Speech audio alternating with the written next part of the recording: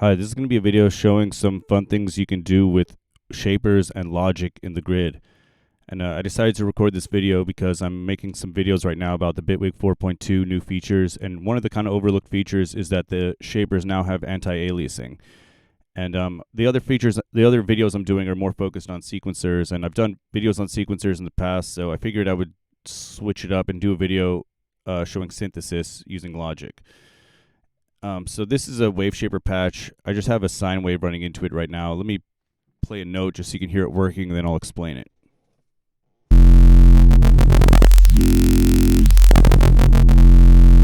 All right, so this oscillator was, or not oscillator, this waveshaper was very influenced by Minimal Audio's Rift. And Rift is a super cool plugin. I'm using it all the time. So like this wasn't, I didn't make this to use instead of Rift, but I was just kind of inspired by the whole idea of splitting up the polarities to process separately. And I made this patch right when Rift came out, or even before it came out. I was beta testing it. So this patch, I made it a while back, but anyway, I was just kind of wanted to play. I just wanted to try playing around with that idea of splitting up the polarities in the grid. And so I'll show you what's going on here. So basically, this is split up into, as you can see, green here is shaper A, purple is shaper B, and you have a crossover control. So here, I'll play notes so you can actually hear it working. So if I play with shaper A, you'll see the green part being affected.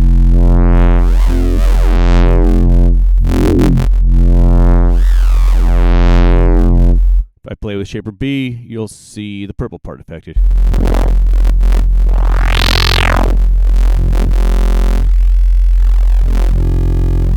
And then if I move this crossover,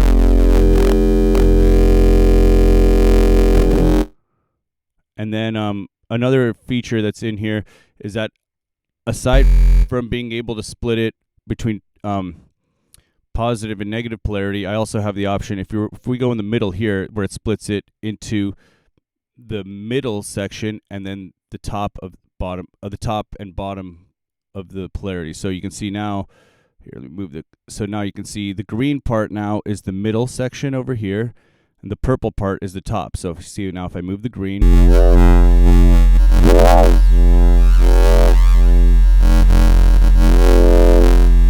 then if I play with the purple,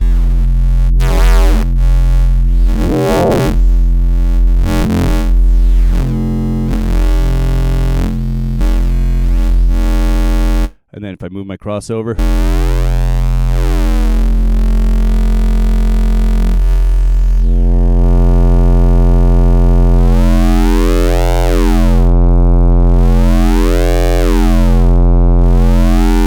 and on this oscilloscope over here, what it's doing is it's showing, so the red is just the original signal, which is just a sine wave. The blue over here is the actual waveform that after the wave shaping has happened. So so you can see that this is getting kind of interesting things out of just a sine wave. I mean, like, this is a weird shape right here.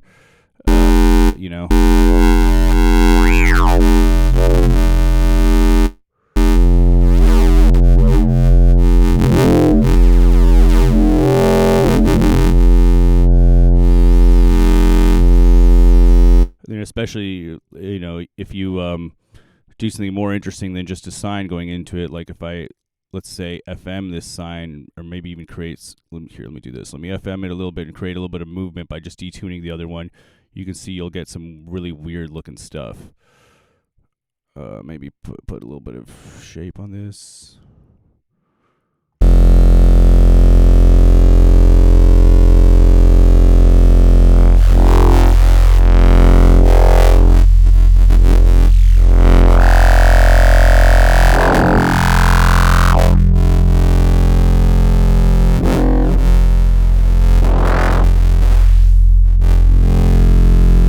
Here, if I put the split type back, I think it sounds better like this.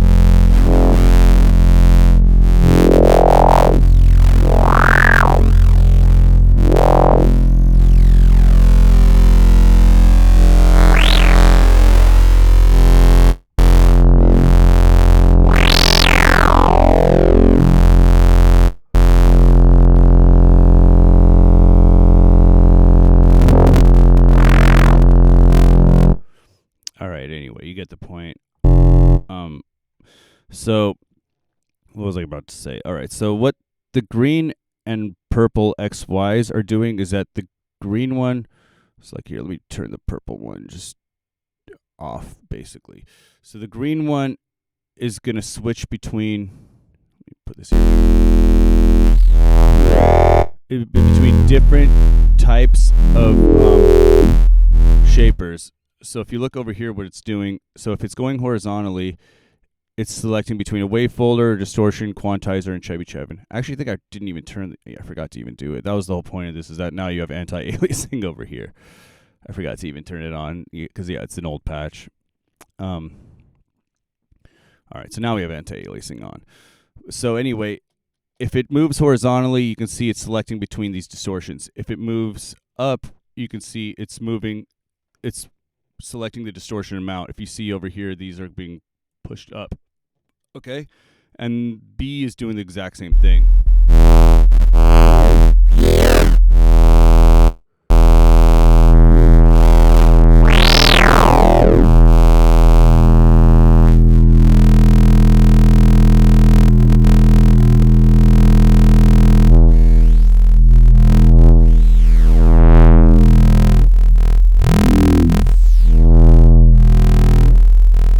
And then I have this warp thing that like just messes a bunch of the parameters at once.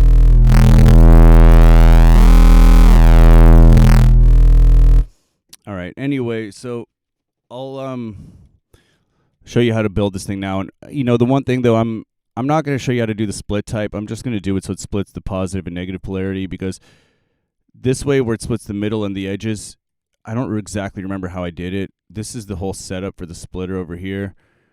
I remember it took me a minute to figure out how to have both of them working simultaneously. So I don't really feel like kind of trying to dissect this and remember how I did it. So I'm just going to just simply show you how to split up the polarities and then how to mix the different shapers. So yeah, if somebody's curious about that part, I can try to go through and try to remember how it works, but I don't really feel like it. So yeah, let's open up a new polygrid, and it's probably going to crash. Oh no, it didn't. I keep having this thing with Bitwig 4.2 where when I load polygrids, a lot of the times it crashes. I'm not really sure why. And let me turn down the output so this isn't loud. All right, so let me try to remember. So basically the idea, I don't exactly remember how the logic I had set up was, but I think the general idea is we're just going to say that if this phase is greater than this value, let's make it bipolar, then it'll open up, then it'll split the signal. So let's do this. Let's call this crossover. Let's run the signal into here, and then let's run this into the control inputs right here. And then just so we can see what we're doing, let's do this. Let's get an oscilloscope.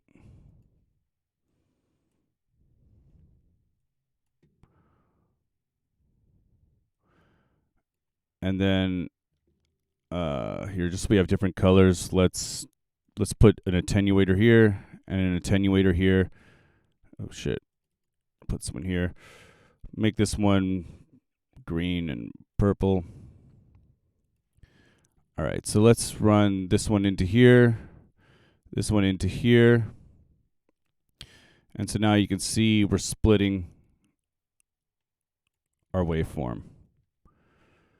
So you can see that part is super simple to set up with logic. It's not hard. So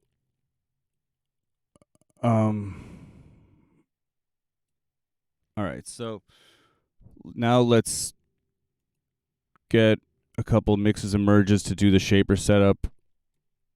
And this part, you can do something more interesting too. This was just sort of my first general idea of what to do with it. So let's take a first of all, let's give these 4 inputs. Let's take a wave folder, a distortion. I think I had a quantizer, and a Chevy Chub. And let's wire these in. Oops.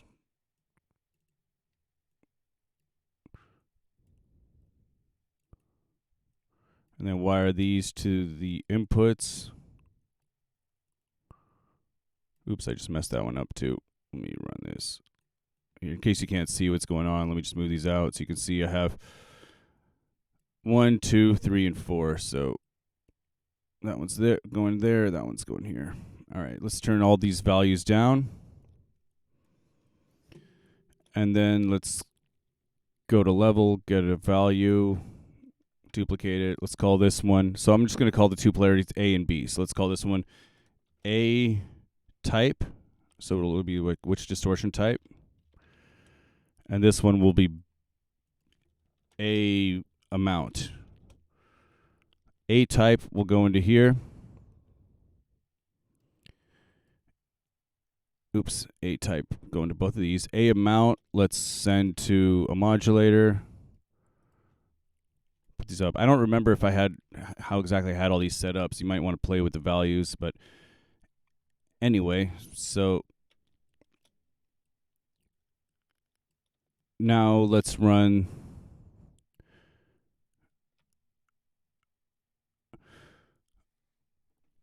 what's a better way? So there's actually two ways you could do this, and I don't know which one of them will sound better. So you could run the entire waveform into here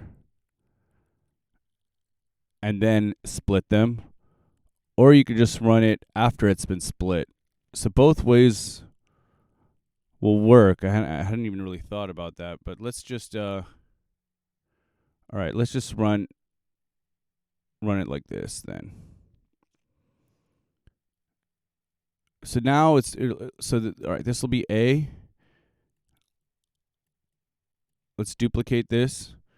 And maybe I'll try both ways to see what the difference is in how it sounds, but you can just experiment with that. You can try which way you want to process it. But I'm just going to do it like this for now. Okay, so then these will go into here.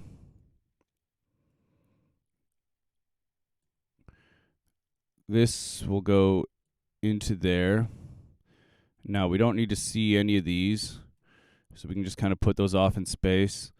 And unfortunately we don't have containers in the grid yet or any kind of panel options, so it's hard to really get a very clean look in your grid patches right now, but hopefully that stuff is going to come in updates. So yeah, I don't really need any of this stuff to be showing right now. So let's see if this thing is working. Oh no, it's not. We're seeing it before it's even getting processed. So I just deleted that, and let's how are we going to do this? Okay, green into green. Okay, so I just ran that green back into green because when I deleted the oscilloscope, it messed up the routing. So now let's do this. Let's get a new oscilloscope. And let's run the purple into here, the green into here. And now let's see what we have going on.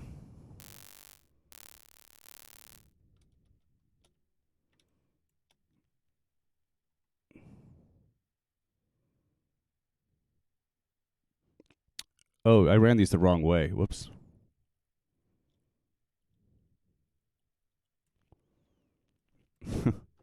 Yeah, okay. I just totally messed that up. All right, anyway, now that should work. So now these should work.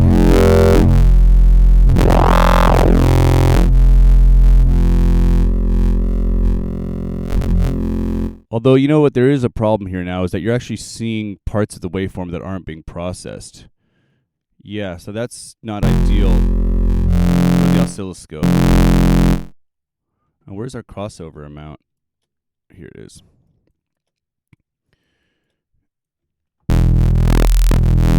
So what I would do, I think, for the oscilloscope is let's do this. go to mix, get a select, put one before each of these. So this top one, I guess, was purple. This one, green.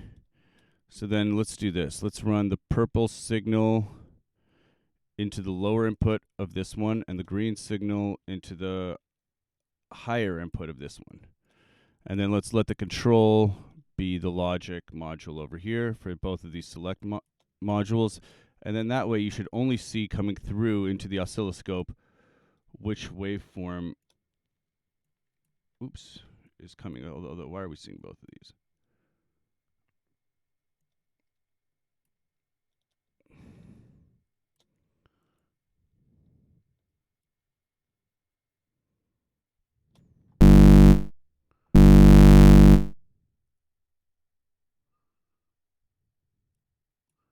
Oops, is this supposed to be?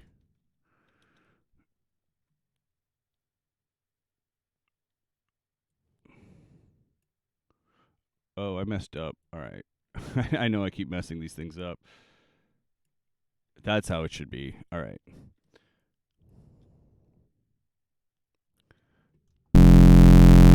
So now we want to change these colors. This one will be green. This one will be purple. And now it should make sense. Yeah, all right. Now it makes sense.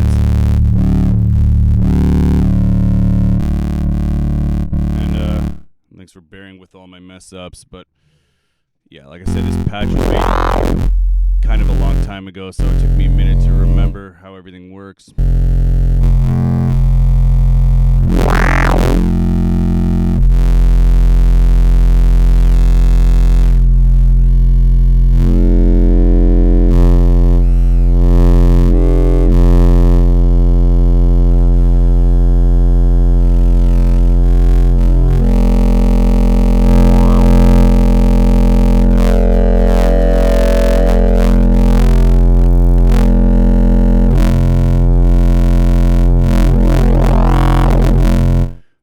So let me think what else. So yeah, I'm not going to do the split type on here. I'm trying to think what else I had going on this patch that would be good. Well, one thing I could show you, I think what I did, yeah, I separated these, so I had a green one and a red one because I felt like it was a funner way to control it like this. So the A amount would be this one. Type would be these. So then we could just switch that one on there too. So we could say amount and type. All right. So now we can use these XYs. Oops.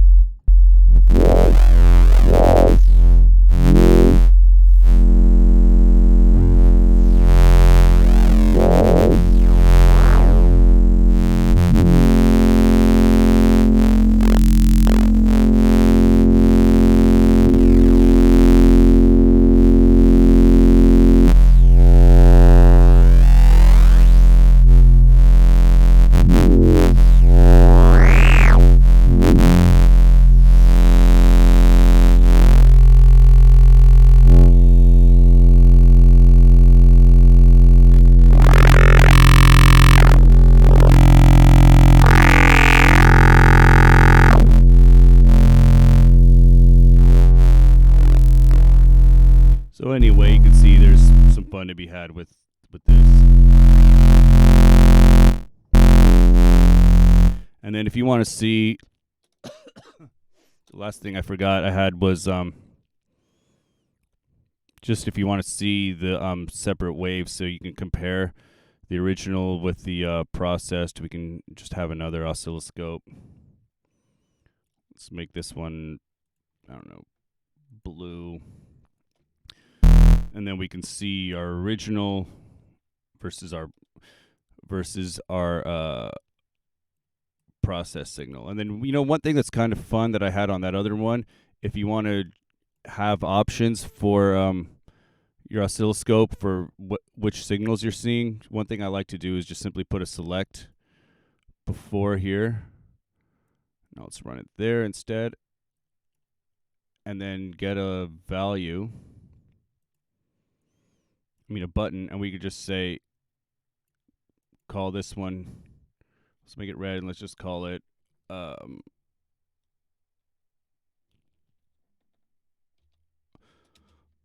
I'll just call it OG Osc for original oscillator. So then if this is on, you'll see that waveform. If it's off, you won't. And then we could do the same thing for this one. So that's just one way for me that's nice to set up the oscilloscopes and patches to be able to have options of what you're viewing through it.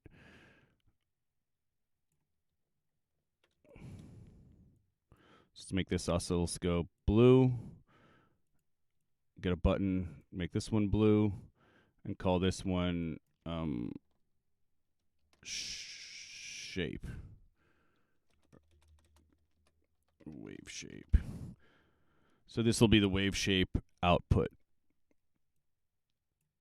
And then all this stuff can just kind of get moved off in space.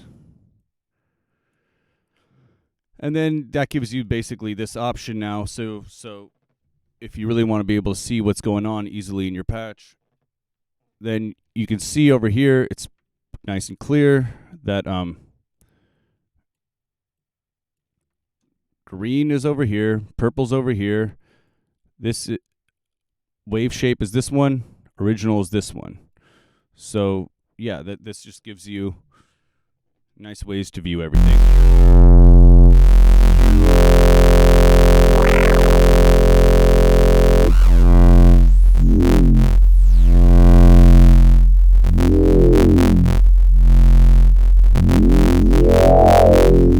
One thing too, a lot of time it gets a little annoying when this Chevy Chev goes too high. So I'm pretty sure that on the on my original patch I had on these amounts, the Chevy Chev was not going up all the way. Like, let's just bring it down a little bit, and maybe the wave folder to why is it doubled on this? I don't understand why that happened. Oh, maybe that's why everything was sounding so extreme. Did it just... I've had issues with Bitwig where it does this before, where it doubles up on some of the modulations. Okay, so that's one for each of those. And let's just bring the Chevy Chev down a little bit, maybe the wave folder down a little bit. And then on the other one, let's make sure that that one's working correctly, if we can find it. So where the hell is it? Oh, there it is. All right, yeah, that one's correct. But let's just bring down the Chevy Chev amount and maybe the wave folder amount a little bit, just so that we don't get those really high screeching sounds when we're playing with the distortion amount. So then we can just see.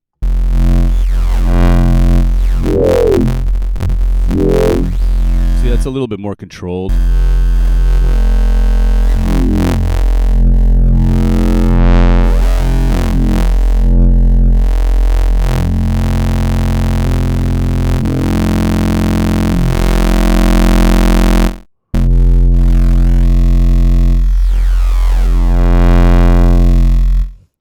Cool. So hopefully that shows you just some fun things you can do with the shapers and Logic.